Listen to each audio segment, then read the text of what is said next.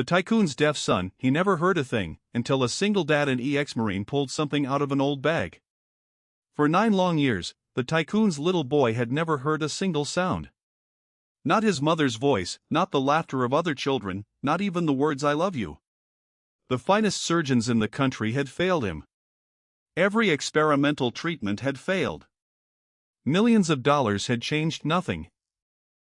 Then one day, a quiet single father walked into the hospital carrying nothing but a battered old duffel bag. No fancy equipment. No medical degree. Just one strange object left over from his years as a Marine. The doctors laughed at him. The tycoon ordered security to throw him out.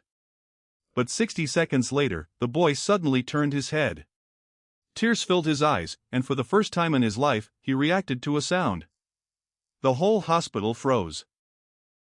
Because the real miracle wasn't the object the ex-Marine pulled from his bag. It was the reason it worked, when the entire world had already failed. The emergency wing had gone strangely quiet. Doctors hurried from patient to patient. Nurses wheeled beds down bright, sterile corridors. Families paced anxiously outside treatment rooms. But inside room 412, silence had become a permanent fixture of one small boy's life. 9-year-old Noah Bennett sat by the window, watching rain race down the glass. He couldn't hear the thunder. He couldn't hear the ambulances outside. He couldn't hear his mother's soft voice behind him. For 9 years, his world had been utterly silent. Diane Bennett rested a hand gently on her son's shoulder. "Noah!" The boy didn't turn. Not out of defiance, he simply couldn't hear her. Diane closed her eyes. She had nearly forgotten what hope felt like. She wasn't just another anxious mother. She was one of the wealthiest women in the country, founder of Bennett Pharmaceuticals, owner of hospitals, research labs, and biotech firms.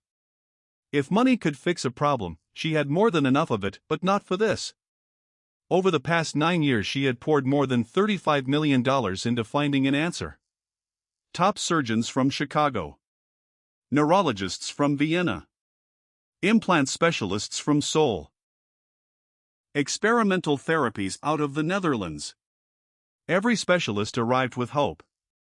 Everyone eventually admitted defeat. By now the doctors had only one thing left to say: "I'm sorry. There's nothing more we can do." Diane had stopped believing in promises. Outside the room, a cluster of specialists quietly reviewed Noah's latest brain scans. "The implant is functioning," Dr. Adrian Cole sighed. Another doctor nodded. "The auditory nerve is responding." "So why isn't he hearing?" Nobody answered, because nobody knew. A young neurologist murmured, "It doesn't add up." Dr. Cole slowly closed the file. "Sometimes medicine doesn't have every answer." Those words echoed down the hallway. Diane had heard them too many times before. She looked through the glass at Noah. The boy smiled as he watched raindrops chase one another down the window. Even without sound, he still found beauty in small things. That smile broke her heart every time, because she knew he'd never heard anyone laugh, never heard music, never heard birdsong, never once heard her whisper goodnight. She wiped away a tear before anyone could notice. Nearly 20 miles away, another father was starting his day. An old, dark green pickup rolled into a modest repair shop on the outskirts of Portland. The faded sign above the door read, "Foster Hearing Care." The shop was small. One workbench, 2 cramped offices, shelves stacked with hearing devices, and a handful of old military photographs on the wall. Grant Foster switched off the engine. 44 years old, broad-shouldered, dark hair going gray at the temples, a short beard, and pale gray eyes that had seen more than most people ever would. Before opening the door, he glanced at the passenger seat. Caleb, his 11-year-old son, looked up from his homework. "You forgot your coffee." Grant smiled. "Wondered where that went." Caleb laughed. "You'll forget your own boots one of these days." "Probably." They climbed out together. Unlike Noah, Caleb could hear everything, but life hadn't been easy for him either. 3 years earlier, cancer had taken his mother. Since then, father and son had figured out how to get by together. No mansion, no luxury. Just honest work. Inside, customers were already waiting. An elderly veteran grinned. "Morning, Grant." "Morning, Mr. Dawson." "Hearing aids acting up again." Grant laughed.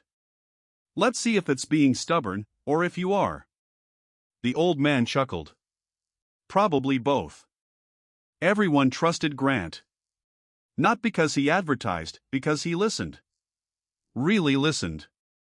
Whether someone needed a hearing aid fixed or just needed someone to talk to, Grant never rushed a soul. Most people assumed he'd always fixed hearing devices.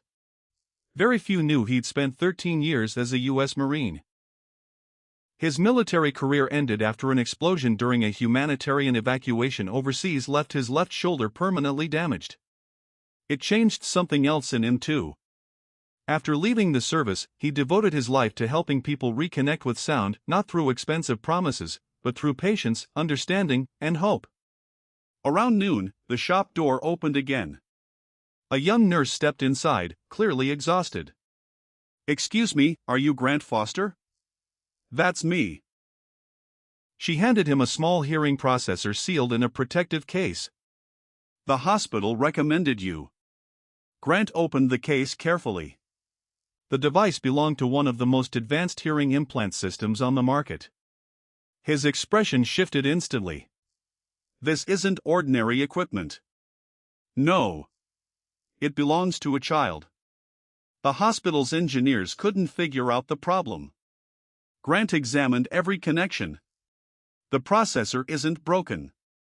The nurse blinked. "What?" "It works perfectly." She looked baffled. "But the child still can't hear." Grant went quiet. "How old?" 9. "Born deaf?" She nodded. "His whole life." "Which hospital?" "Ashford Children's Medical Center." For a moment Grant didn't move. He knew that name, one of the top neurological hospitals in the country. If they couldn't solve it, something far deeper was going on. He closed the case gently. "I'd like to see the patient." The nurse looked startled. "You're only supposed to repair the processor." "I know. But the processor isn't the problem." She hesitated. "Our chief surgeon doesn't let outside technicians near patients." Grant smiled politely. "Then tell him not to call me." He handed the case back. The nurse stood frozen. "You really think the device isn't the issue?" "I know it isn't." "Then what is?" Grant glanced at an old photo on the wall. Himself, years younger, sitting beside a frightened deaf child in a war-torn village. No machines. No hospital. Just trust. He answered quietly. "Sometimes it's not the ears that stop people from hearing. It's the heart." The nurse stared at him. She didn't fully understand, but something in the calm certainty of his voice made her pause. Back at Ashford Children's Hospital, Diane Bennett stood outside Noah's room once more. She had no idea that before sundown, a quiet single father armed with nothing but years of hard-won compassion would walk into her son's life and challenge everything the world's best doctors believed about silence. Ashford Children's Medical Center had never let an outsider question its specialists, not once in 25 years. The hospital drew senators, movie stars, professional athletes, foreign dignitaries. If you could afford the best care in the world, you came here. Which was exactly why nobody expected an ordinary hearing device technician to walk through the front doors the next morning. Grant parked his old green pickup across the street and adjusted the strap on his worn duffel bag before stepping onto the sidewalk. Caleb walked beside him. "Dad?" "Yeah." "You think they'll let you help?" Grant smiled. "Honestly, I don't know." "Then why are we here?" Caleb looked up at the towering hospital. "Because sometimes people need someone who hasn't given up on believing." Caleb smiled proudly. "I hope they listen." "So do I." Inside, the atmosphere felt heavy. Doctors hurried through the neurology wing. Nurses murmured over Noah's latest test results. No one noticed Grant until he reached the front desk. The receptionist smiled. "Can I help you? My name's Grant Foster. I was asked to inspect Noah Bennett's hearing processor." She recognized the name instantly. "Oh, the technician. One moment." She made a quick call. Less than 2 minutes later, Dr. Adrian Cole appeared, tall, silver-haired, one of the country's leading cochlear implant specialists. He extended a hand. "Mr. Foster." "Grant. Grant." Dr. Cole eyed the worn duffel bag on his shoulder. "I've read your report. You're claiming the processor isn't defective." "It isn't. You've tested it yourselves." "I know. So why are you here?" "Because I don't think Noah has an equipment problem." Several nearby doctors traded amused looks. One murmured, "Here we go." Another chuckled quietly. "So what's next, Magic?" Dr. Cole crossed his arms. "You think our entire neurology department missed something?" "No. I think you've been looking in the wrong place." Silence. The doctors stared. "You've spent years studying ears," Grant said. "I study people." A young resident nearly laughed out loud. Dr. Cole raised a hand. "What exactly are you suggesting?" "I'd like 15 minutes with Noah. No equipment. No tests. No exams. Just 15 minutes. The hallway went completely still. Finally, Dr. Cole shook his head. "I'm sorry. Hospital policy won't allow that." Grant nodded respectfully. "Figured as much." He turned to leave. Then another voice cut in. "Wait." Diane Bennett had been standing quietly at the far end of the hall. She'd heard everything. She walked toward them, and the doctors stepped aside. Dr. Cole spoke first. "Mrs. Bennett, he's asking to see Noah." "I know. He isn't qualified." Diane looked at Grant. "Were you the one who repaired Noah's processor?" "I examined it. It works." She closed her eyes. "Everyone keeps telling me that." "Because it's true." "Then why can't my son hear?" Grant was quiet for a long moment before answering. "May I ask you something?" Diane nodded. "When's the last time Noah smiled because of another person, not because he was alone?" The question caught her completely off guard. She searched her memory. Yesterday. Last week. Last month. She couldn't come up with an answer. Grant noticed. "That's what I thought." The hallway stayed silent. Finally, Diane whispered, "You really think you can help him?" "I don't know. But I'd like the chance to understand him." She turned to Dr. Cole. 15 minutes. The chief surgeon frowned. "Diane, if this fails, we've lost 15 minutes. If it somehow works," he couldn't finish the sentence. Reluctantly, he nodded. "Fine. But I stay in the room." "So do I," Grant said, smiling. "That's fine by me." Room 412. Noah still sat by the same window, sketching tiny mountains into a notebook. He didn't notice the door open. Grant stepped in quietly, no introduction, no wave, no words. He simply sat down on the floor a few feet away. Everyone watched, confused. Diane stood against the wall. Dr. Cole crossed his arms. Several neurologists observed through the glass. 5 minutes passed. No one spoke. Noah kept drawing. Grant quietly pulled something from his bag, not medical equipment, not electronics. Just an old wooden military compass, its brass casing worn with age. He rolled it gently across the floor. It came to a stop beside Noah. The boy looked at it, curious. He picked it up, turned it over, studied every scratch, then looked at Grant for the first time. Grant smiled. Nothing else. No pressure, no expectation. Just patience. Noah rolled the compass back. Grant caught it and rolled it toward him again. A small game began, no words, just trust. Diane watched, tears welling up. She hadn't seen Noah willingly engage with a stranger in years. Even Dr. Cole looked stunned. 10 minutes in, Grant pulled something else from the bag. A small military field drum, its leather surface worn smooth with age. The doctors traded confused glances.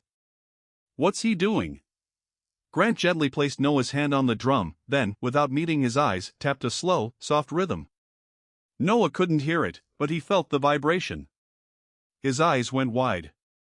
Grant tapped again, slow and steady. The vibration traveled up through Noah's fingertips. For the first time, the boy smiled directly at another person. Diane covered her mouth. Dr. Cole whispered, "My God." Grant wasn't trying to make Noah hear. He was teaching him to trust sensation before sound. Another gentle rhythm, another smile. Then something unexpected happened. Noah reached out, placed his own hand on the drum, and copied the rhythm back. Grant beamed. There you go. Still no sound. Just vibration. Just connection. But somewhere inside Noah's mind, something had begun to shift. Outside the room, every doctor stared through the glass in disbelief. One neurologist murmured, "We've spent 9 years testing his ears, and nobody thought to reach his heart first." Diane couldn't look away from her son. Hope, a feeling she thought had died years ago, was slowly creeping back. She didn't know if Grant could truly help Noah, but she knew one thing: for the first time since her son's diagnosis, someone had walked into that room, and Noah hadn't looked away. Sometimes the first miracle isn't hearing a sound. It's finally finding someone worth listening to. The room stayed completely silent, not because nothing had happened, but because no one dared interrupt the moment. Noah's small hand still rested on the worn leather drum. Across from him, Grant waited patiently. He didn't rush. He didn't celebrate. He simply waited, because years as a Marine had taught him something most people never learn: trust can't be forced. It has to be earned. Behind the observation glass, Dr. Cole studied the monitor showing Noah's brain activity. One of the neurologists leaned forward suddenly. "Wait, zoom in." The technician enlarged the live scan. New colored signals began appearing, different from anything in Noah's previous tests. Dr. Cole frowned. "That's not possible." Another specialist adjusted his glasses. "The auditory cortex, it's lighting up. But there's no sound." "No, just vibration." Diane looked from the screen back to Grant. "What does that mean?" The neurologist answered quietly. "It means for the first time, Noah's brain is expecting communication." The room fell silent again. Inside room 412, Grant slowly lifted the drum. Instead of tapping it, he pressed it gently against his own chest, then tapped once. The vibration moved through his body. He smiled at Noah, silently inviting him to try. Noah hesitated, then copied him. Held the drum to his own chest, tapped softly. His eyes widened again. He could feel his own heartbeat mixing with the vibration. Grant nodded. "Good." Diane noticed something remarkable. For the first time, Noah wasn't staring out the window. He wasn't retreating into his silent world. He was looking directly at another human being. Dr. Cole whispered, "I've never seen him hold eye contact this long." Neither had Diane. Tears filled her eyes. 9 years. Thousands of appointments. Hundreds of specialists. No one had managed this. 20 minutes later, the session ended. Noah surprised everyone again. As Grant stood to leave, the boy reached out and grabbed his sleeve. He didn't want him to go. Diane covered her mouth. "Noah." The boy just looked at Grant. No words, but the message was clear: stay. Grant smiled warmly. "I'll come back tomorrow." Only then did Noah let go. Outside the room, Dr. Cole walked beside Grant. "I owe you an apology." Grant looked surprised. "For what?" "I judged you before I knew you." Grant smiled. "Happens." "No, it shouldn't." Dr. Cole stopped walking. "What exactly did you do in the service?" Grant looked down the hallway. 13 years, I led evacuation and rescue operations. Mostly children war zones, natural disasters, places where fear got louder than words. The doctors listened closely. "We learned something," Grant continued. "When kids go through deep trauma, they stop trusting the world. You can't start with instructions. You start with safety." Dr. Cole nodded slowly. "So this was never about hearing." "No. It was about fear." That evening, Diane sat beside Noah's bed. Her son quietly held the old wooden compass Grant had left behind on purpose. She smiled. "He left it." Dr. Cole shook his head. "I don't think he forgot. I think he wanted Noah to have it." Diane looked closer. Tiny scratches covered the brass casing, and one small engraving, "Always find your way home." She traced the words gently with her finger, then looked at Noah. The boy smiled, holding the compass tight against his chest. Across town, Grant and Caleb sat down to dinner, nothing fancy. Homemade soup, fresh bread, a small apple pie. Caleb looked up. "Dad, do you think Noah's going to hear?" Grant stirred his soup. "I don't know. But I think he's going to stop being afraid." "Is that enough?" Grant smiled. "It's a start." Caleb thought a moment. "Mom used to say the hardest doors don't open with keys. They open with kindness." Grant looked at his son proudly. She was right. The next morning, word had already started spreading. Someone at the hospital had leaked the story, "Unknown technician gives tycoon's son new hope." News vans lined up outside. Social media lit up. Some medical experts criticized Grant, others praised him. Reporters demanded interviews. He ignored every one of them. When Grant arrived, he quietly slipped in through the staff entrance. He hadn't come for cameras. He'd come for Noah. Upstairs, someone else had arrived, a world-renowned neurological consultant from Switzerland, Dr. Henrik Voss, known for cracking impossible cases. He reviewed Noah's file in silence, then looked at Diane. "Who is Grant Foster?" "A former Marine." "He's not a doctor." "No." Dr. Voss frowned. "And you're letting him treat your son?" Diane answered firmly. "No. I'm letting him give my son something medicine never could." Dr. Voss looked puzzled. "What?" She smiled through tired eyes. "Hope." At that exact moment, Noah spotted Grant in the hallway. Something extraordinary happened. The boy stood up instantly, ran to the door, and for the first time in 9 years, smiled before Grant had even entered the room.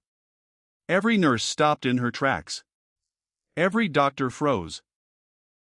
One simple truth had become impossible to deny: Noah wasn't changing because of technology.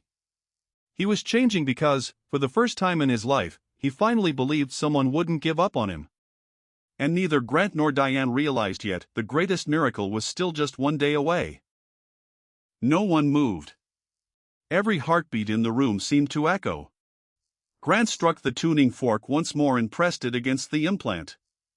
Seconds passed. Nothing. Then Noah blinked. His head slowly turned. His eyes filled with tears. Diane stopped breathing. "Noah!" The boy touched the side of his head, looking around the room as if something unfamiliar had entered his world. Dr. Cole whispered, "Oh my God." Grant smiled gently. "What do you hear?" Noah didn't answer right away.